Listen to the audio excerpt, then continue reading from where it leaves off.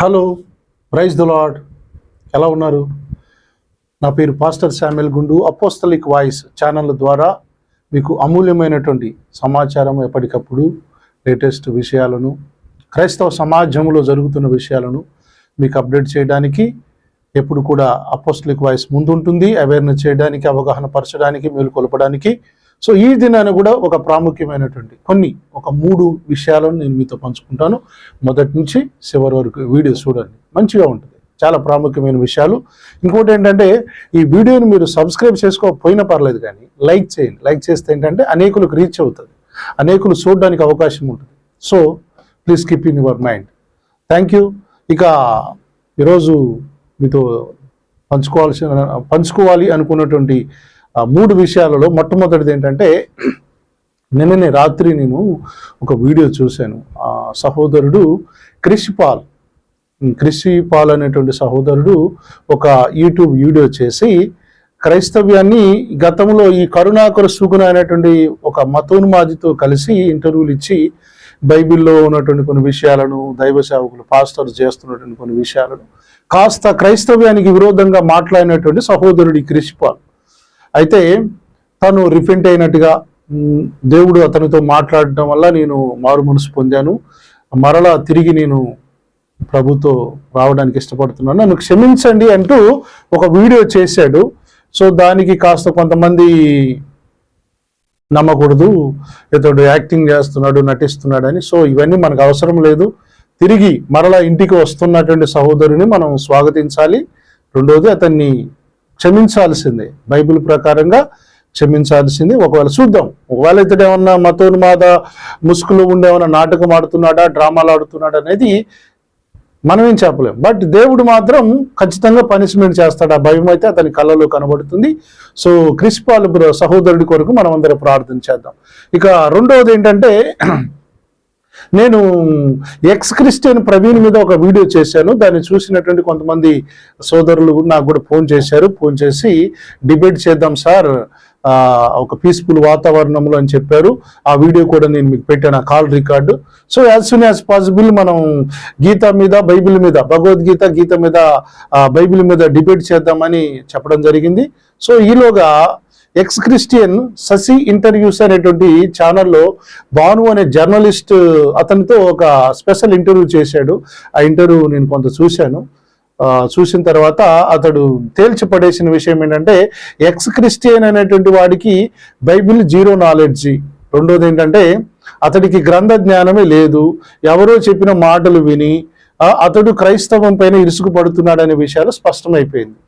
ఇక zero knowledge అన్నట్టు, అతను కూడా క్రిస్టియన్ మ్యారేజ్ చేసుకున్నట్టుగా, తన తల్లి చర్చికి వెళ్తున్నట్టుగా వీడియోలో చెప్పాడు. సో అయితే ఇక ఎందుకు ఈ విరోధం అని అంటే, దేవుడి మీద కాదు, బైబిల్ మీద కాదట, పాస్టర్ల మీదనంట. అరే బాబు, పాస్టర్ల మీద, దొంగ బోధకుల మీద మేమే ప్రశ్నిస్తున్నాం రా నాయన. నువ్వు ప్రత్యేకంగా వచ్చి ఆ మతోన్మాద ముసుగు పెట్టుకొని, ఆ ఫోన్పే, గూగుల్ పే పెట్టుకొని, ఎక్స్ క్రిస్టియన్ పెట్టుకొని అడుక్కోవాల్సిన అవసరం లేదురా నాయన అని మేము మన అపోస్టలిక్ వాయిస్ ఛానల్ ద్వారా అతనికి చిన్న హెచ్చరిక చేద్దాం అనుకుంటున్నాం. అయ్యా, నువ్వు చేసిన ఇక డ్రామాలు చాలు, ఉంటే చల్లగానన్నా ఉండు, లేకపోతే ఎచ్చగానన్నా ఉండు. ఎక్స్ క్రిస్టియన్ అనే ముసుగు పెట్టుకుని అడుక్కోవటం ఆపేస్తే మంచిదని మా సలహా. మతోన్మాది మీ అన్న సహోదరుడు కరుణాకర సుగుణ మేపుతున్నాడు కదా, అతని బాటలోనే కదా నువ్వు నడుస్తున్నది. నువ్వు కూడా తిరిగి రావాలని మేమందరం ప్రార్థిస్తున్నాం. సోదరుడా, కమ్, ముసుగు విడిచిపెట్టే, వేషం తీసేయి, గుంటనక్క వేషం తీసేయి, రా, మారు మనసు పొందు. బైబిల్ నీకు అర్థమైంది జీరో నానా. మేమే 10 సార్లు చదివిన మాకే బైబిల్, ఇంకా బైబిల్ ముందు స్టూడెంట్లు. వాడెవడో మతోన్మాదిగాడు నేర్పిన ఆ మతోన్మాద పాటలు విని దేవునికి మునికోణలకు ఎందుకు ఎదురుపోతావు, శిక్ష ఎందుకు తెచ్చుకుంటావు? సో మనం ఎక్స్ క్రిస్టియన్ ప్రవీణ్ కొరకు కూడా ప్రార్థన చేద్దాం. ఇక మూడో పాయింట్ ఏంటంటే, నేను ఒక వీడియో చూశాను. దాంట్లో రాధా మనోహర్ దాస్ అనేటువంటి ఒక ముసుగు లేదా మతోన్మాది పక్క డిచ్కీ బాబా, ఈ మధ్య కాలంలో కొత్త పేరు మనోహర్ లేదా మోహన్ రావు, తన పేరు మనోహర్ దాస్ అని కొత్తగా పెట్టుకున్నాడు. మోహన్ రావు, రాధా మనోహర్ దాస్ అని పెట్టుకున్నటువంటి మోహన్ రావు ఇతను ఏ టీవీ ఛానల్లో చూసినా ఇతనే. ఎందుకు పిలుస్తున్నారో అర్థం కావట్లేదు ఈ టీవీ ఛానల్లో. అతని కాడి ఏ సబ్జెక్ట్ లేదు. ఆ సినిమాలు చూస్తాడు, ఆ పాతాళ భైరవ్ అని, ఏదో శ్రీకృష్ణ అర్జునుడి యుద్ధం అని, ఆ సినిమాలు చూసి మెడలో సంచి తలిగించుకొని నామాలు పెట్టుకుని తిరుగుతున్నాడు. ఇసమండి, ఇసపురుగు. అతన్ని ఎందుకు పిలుస్తున్నారు డిబేట్లకి? ఇంటర్వ్యూలో నాలెడ్జ్ లేనాడు, జీరో. ఏం మాట్లాడుతున్నాడంటే, పెట్టినప్పుడు సేమ్ క్వశ్చన్ ఆవిడ అడిగింది ఆఫీసర్, మీరు ఎందుకు వ్యతిరేకిస్తున్నాను? అది పనికి మాలింది కాబట్టి అందాడు. సరే, ఎలా పనికి మాలింది అంటారు? అందాడు. సరే కొట్టండి, మార్క్ 16 అన్న. ఏముంది మార్క్ 16? నమ్మి మా పార్టీలో జాయిన్ అయిన వాడు రక్షించబడిన లేకపోతే శిక్షించబడిన. ఏం అర్థం కలదే? అర్థమైందా? వాళ్ళ మతంలోకి వెళ్తే నువ్వు రక్షించబడతావు లేకపోతే శిక్షించబడతావు. మరి ఏ మతం ఈ సిద్ధాంతం చెప్పలేదా గురుగారు? మనకైతే అలాంటి దరిద్రపు భావాలు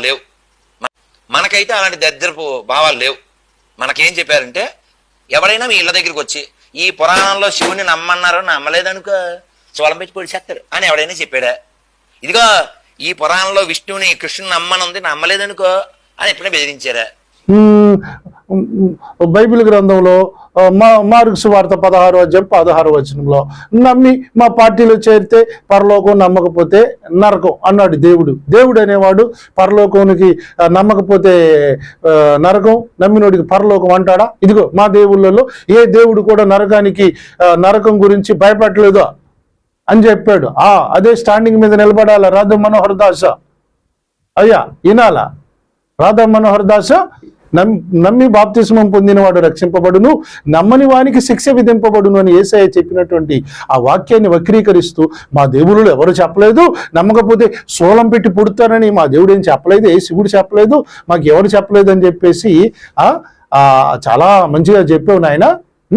గ్రంథ జ్ఞానం లేదు, ఆపు నాలెడ్జ్. ఆపు కూడా కాదులేండి, పావు కూడా కాదా, 10 పైసలు కూడా కాదు, నాకు తెలిసి 5% కూడా నాలెడ్జ్ లేనటువంటి ఇతగాడు స్వామి ఎలా అయ్యాడో, గురువు గారు ఎలా అయ్యాడో నాకు తెలియట్లేదు. గ్రంథాలు చదివావా నాయన ఎప్పుడైనా? తాత, మీ దేవుని నమ్మకపోతే నరకానికి పోతారని ఎక్కడ రాయబడలేదా? అయితే నేను ఒక రెఫరెన్స్ కోడ్ చేస్తాను, నేను చదువుతాను, ఆ కోడ్ చేసి చెప్తాను, అది ఉందో లేదో చెక్ చేసుకో. ఆ గ్రంథం కూడా నీ ముఖానికి నీ కాడ కొనుక్కునే కెపబుల్ ఏమి లేనట్టున్నది. ఆ గ్రంథాలు కూడా ఇంట్లో పెట్టుకోవడానికి, అంటే బైరాగివి కదా, సన్నాసివి కదా, ఇల్లు కూడా లేకపోవచ్చు. సో ఒకసారి నేను నోట్ చెప్తాను, రెఫరెన్స్ రాసుకొని ఫ్యూచర్లో నీకు ఉపయోగపడినప్పుడు చదువుకో. నీ దేవుళ్ళు వాళ్ళ నమ్మకపోతే నరకానికి పోతారని చెప్పిన రెఫరెన్స్లు ఉన్నవో లేదో నేను చెప్తాను. మీ గ్రంథాలే, నాట్ ఫ్రమ్ బైబిల్. మీ బైబిల్ మీ గ్రంథం గురించి, గ్రంథాల నుంచి చెప్తాను, రాసుకో, నోట్ చేసుకో. శివలింగమును పూజించకపోతే నరకమే అని బ్రహ్మవైవర్త పురాణం ప్రకృతి కాండము 31వ అధ్యాయము 16-17 వచనాలలో రాయబడ్డదా లేదా? శివలింగాన్ని పూజించకపోతే నరకానికి పోతారు ప్రజలు. ఎవరైతే శివలింగాన్ని పూజించారో వారు నరకానికి పోతారని ఇప్పుడు నేను చెప్పిన ఈ బ్రహ్మ వైవర్త, ఇక మీకు స్క్రీన్ షాట్ కూడా తీసి ఫోటో డిస్ప్లే చేస్తాను, చూడండి మీరు. శివలింగాన్ని పూజించిన వాడు శివుని యొక్క కోపానికి గురై భయంకరమైన శూలప్రోతమను నరకములో 100 సంవత్సరములుండును అని రాయబడింది. మీ దేవుణ్ణి మొక్కకపోతే నరకానికి పోతారని రాయబడలేదా? అంటే నువ్వు చదవలేదు, గుడ్డోడివి కదా. మనకైతే అలాంటి దరిద్రపు భావాలు లేవు. మనకేం చెప్పారంటే, ఎవరైనా మీ ఇళ్ళ దగ్గరికి వచ్చి ఈ పురాణంలో శివుని నమ్మన్నారో నమ్మలేదనుకో చోళం పెట్టి పొడిచేస్తారు అని ఎవడైనా చెప్పాడా? ఇంకోటి కూడా చూపిస్తాను, చూడాలి. ఇంకొకటి కూడా నోట్ చేసుకో. రాధా మనోహర్ దాస్, పద్మ పురాణం మీ గ్రంథమేనా ఇది? Is it your book? మీ గ్రంథమేనా? రాసుకో. పద్మ పురాణము భూమికాండము 96వ అధ్యాయం 11వ శ్లోకం. మళ్ళా చెప్తున్నాను, పద్మ పురాణము భూమికాండము 96వ అధ్యాయము 11వ శ్లోకం. విష్ణువును పూజించకపోతే కూడా నరకముందని పద్మపురాణంలో రాయబడింది. ఏది? విష్ణువును పూజించకపోతే, సమస్త ప్రపంచానికి పరిపాలకుడైన విష్ణువును పూజించని వారు నరకానికి పోతారు.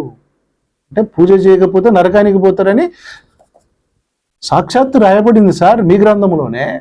మనకైతే అలాంటి దరిద్రపు భావాలు లేవు. నమ్మి బాప్తిస్మం పొంది మా పార్టీలో చేరిన వాడు రక్షించబడతాడు. ఏం ఎటకారం నాయన, ఏం ఎటకారం? మరి ఇదేంది?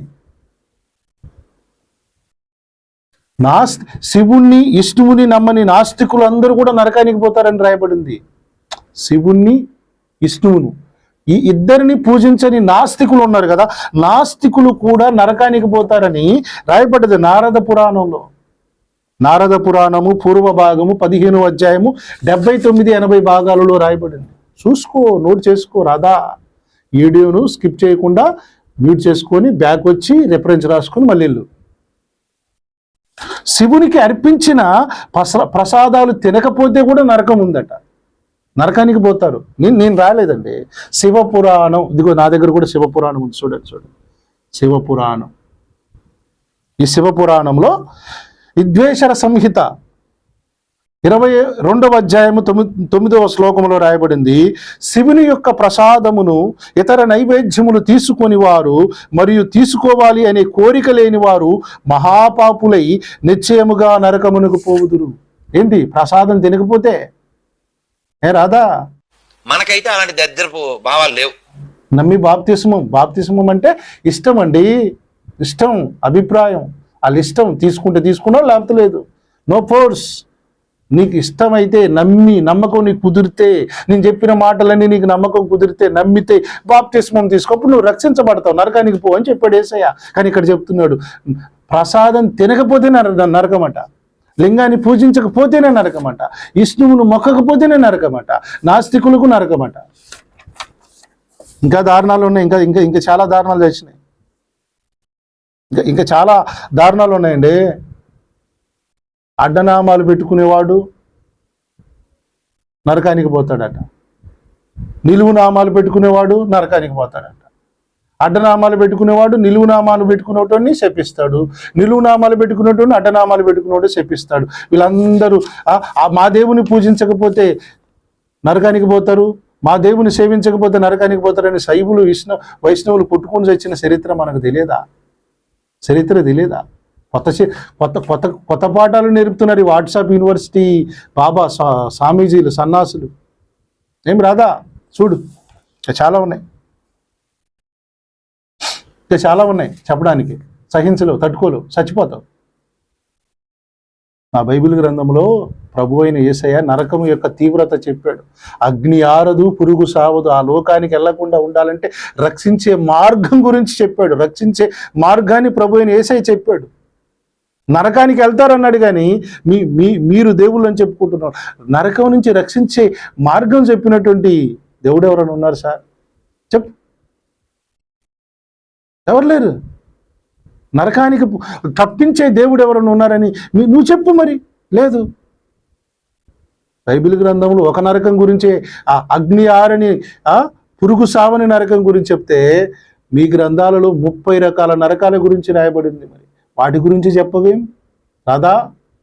మనకైతే అలాంటి దరిద్రపు భావాలు లేవు. ఈనేటోడు ఎర్రోడైతే చెప్పేటోడు చెవులో పువ్వు పెడతాడట. నువ్వు క్యాలీఫ్లవర్ పువ్వు పెడుతున్నావు ఇంటర్వ్యూలో కూర్చొని అందరిని మత ద్వేషాలు రెచ్చగొట్టుకుంటూ ఆపు నాలెడ్జి కాదు, పావు నాలెడ్జి కాదు, 5% కూడా నాలెడ్జ్ లేనటువంటి రాధా మనోహర్ దాస్ని ఎలా ఇంటర్వ్యూస్కి పిలుస్తున్నారు ఈ టీవీ వాళ్ళకి తెలియాలి. అంటే రేటింగ్ పెరుగుతున్నది కదా, ఏదోటి రెచ్చగొట్టాలి కదా, బతకండి. బైబిల్ మీద బురద చల్లి బతకాలి వీళ్ళు.